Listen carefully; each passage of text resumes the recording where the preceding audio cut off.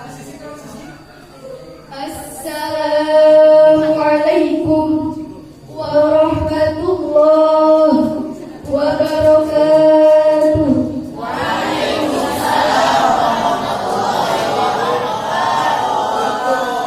Innal hamdalillah nahmaduhu wa nasta'inuhu wa nastaghfiruh wa na'udzu billahi min shururi anfusina wa min sayyiati a'malina. May yahdihillahu fala mudilla lahu wa may yudlil fala hadiya lahu. Asyhadu an la ilaha illallah wahdahu la syarika lahu wa asyhadu anna Muhammadan abduhu wa rasuluh la nabiyya ba'da. Amma ba'd. Puja dan puji syukur marilah kita panjatkan kehadirat Allah Subhanahu wa Ta'ala, karena dengan kudrat dan iradatnya kita dapat berkumpul pada peringatan Maulid Nabi Muhammad sallallahu alaihi wasallam. Salawat dan salam semoga tetap tercurah limpahkan kepada baginda alam, yakni Habibana wa Nabiyana Kanjeng Nabi Muhammad tak lupa kepada para keluarganya, para sahabatnya, tabi'in dan tabi'atnya. Mudah-mudahan sampai kepada kita selaku umatnya mendapatkan syafaat ultima yaumil akhir nanti. Amin ya Allah ya Rabbal alamin. Hadirin rahimakumullah. Kelahiran Nabi Agung Muhammad sallallahu alaihi wasallam merupakan peristiwa yang tiada bandingannya. Kehadiran beliau telah mampu membawa umat manusia dari zaman jahiliyah menuju zaman Islamnya. 100 tokoh pemimpin besar yang paling berpengaruh dalam sejarah peradaban manusia.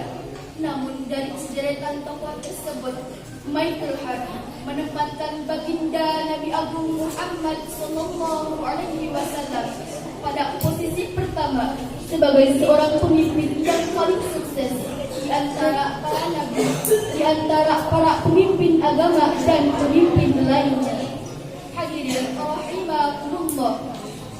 Dalam peringatan Maulid Nabi ini, patutlah kita untuk mencontoh dan meneladani sikap dan sifat Rasulullah sallallahu alaihi wasallam. Oleh karena itu, judul yang akan kami bawakan, Kepemimpinan Rasulullah sebagai kunci pembangunan masa depan bangsa. Muhammad sallallahu alaihi wasallam lahir pada tanggal 12 Rabiul Awal tahun Gajah, tepatnya di kota Mekah, negara Saudi Arabia. Menurut Dr. Muhammad Sulaiman Al-Asghari dalam kitab At-Tafsir min Al-Fasir menjelaskan bahwa kondisi bangsa Arab sebelumnya, sebagian besar dari mereka bukan hanya tak mampu untuk membaca dan menulis, akan tetapi mereka benar-benar terjerumus pada limbah zaman jahiliyah secara total.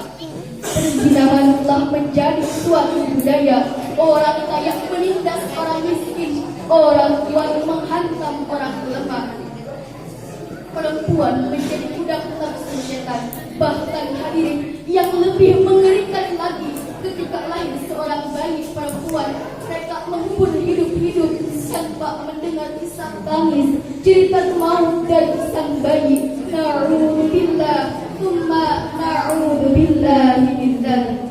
Dengan keadaan seperti ini, Rasul lahir sebagai innama bu'ithu liutammima makarimal akhlaq. Sesungguhnya aku diutus untuk menyempurnakan kemuliaan akhlak. Sungguh, Rasul tampil sebagai sosok teladan, pemimpin yang arif dan bijaksana, mencintai umat dengan hati dan jiwa. Ummati, itulah yang dikatakan oleh Rasul dalam sakitnya menjelang wafat. Hadirin, betapa Rasul mencintai kita, betapa Rasul kasih sayang kepada kita.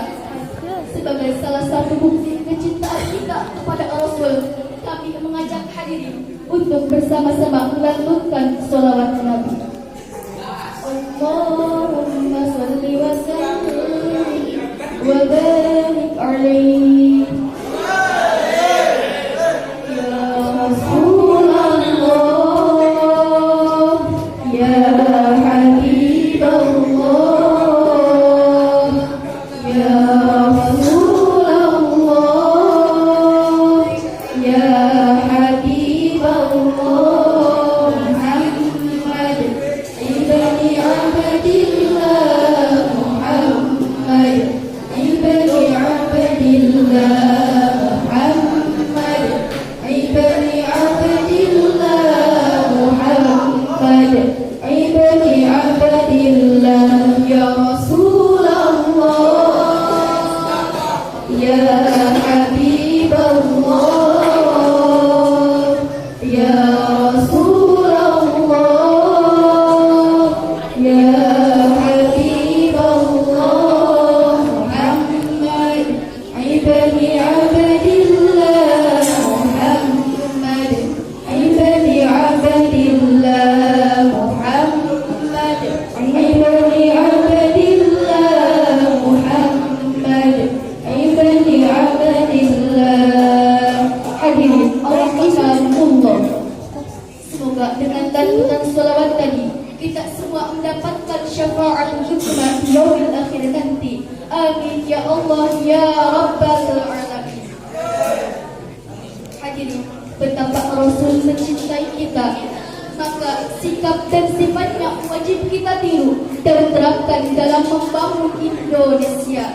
Namun hadirin, kita belum dapat menutup mata dari fakta yang terungkap bahwa pembangunan di negara Indonesia bukan krisis akan ilmu, tetapi krisis akan figur. Konsepnya setinggi langit, gaungnya begitu menggema, tapi hadirin, hasilnya entah kemana. Dengan keadaan seperti ini, tidak ada satu sosok figur yang patut kita teladani selain baginda Nabi Agung Muhammad Sallallahu Alaihi Wasallam. Allah Subhanahu wa Ta'ala berfirman dalam Al-Quran Surah Al-Ahzab ayat 21.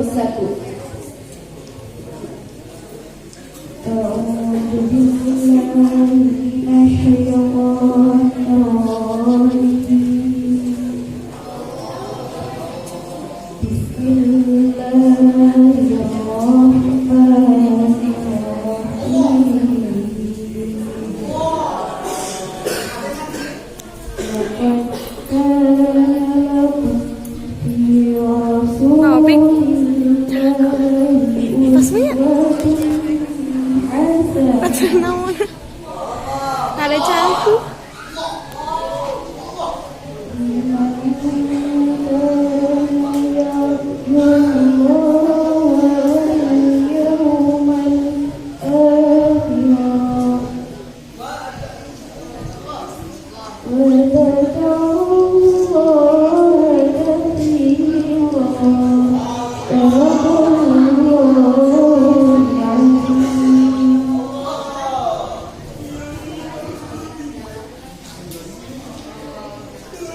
Aku berlindung kepada Allah dari godaan setan-setan yang terkutuk dengan menyebut nama Allah yang Maha Pengasih, Maha Penyayang.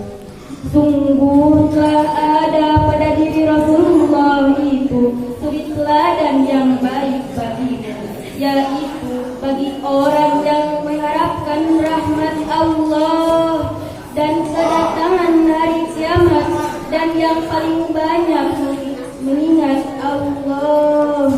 Maha benar Allah dengan segala firman-Nya. Hadirin rahimahullah, terbukti Rasul hidup dalam keadaan miskin, lalu Allah tawarkan kesenangan, Allah tawarkan tahta, wanita, jabatan, bahkan Jabal Uhud pun siap untuk menjadi emas. Tapi apa yang dikatakan oleh Rasul? Rasul menjawab, kalau demikian ya Allah, tidak ada satupun yang dapat menyenangkan hatiku kalau saja satu umatku masuk neraka. Allahu Akbar. Beliau adalah sosok pemimpin yang sejati, berorientasi kepada umat, mendahulukan kepentingan umum daripada kepentingan pribadi. Bukan malah di hadapan rakyat mereka menyajikan janji manis, mendendangkan lagu mesra, tapi di belakang mereka segan untuk mencekik dan menghisap darah rakyat. Na'udzubillah, tsumma na'udzubillah min dzalik. Hadirin rahimakumullah. Apabila kita perhatikan dalam Al-Quran surah Al-Imran ayat 159, ada 5 sifat Rasul yang patut kita teladani dan untuk membangun peradaban manusia. Yang pertama, Rasulullah berperilaku sopan dan santun. Yang kedua, Rasulullah tidak pernah berperilaku kasar. Yang ketiga, Rasul adalah seorang pemaaf. Yang keempat, bermusyawarahlah. Dan yang terakhir, bertakwalah kepada Allah dan bertawakal kepadanya. Hadirin rahimakumullah. Demikianlah syarahan yang dapat kami sampaikan. Terima kasih atas perhatian. Mohon maaf atas kesalahan. Mudah-mudahan bermanfaat. Wallahu muwaffiq ila aqwamil thariq. Wassalam.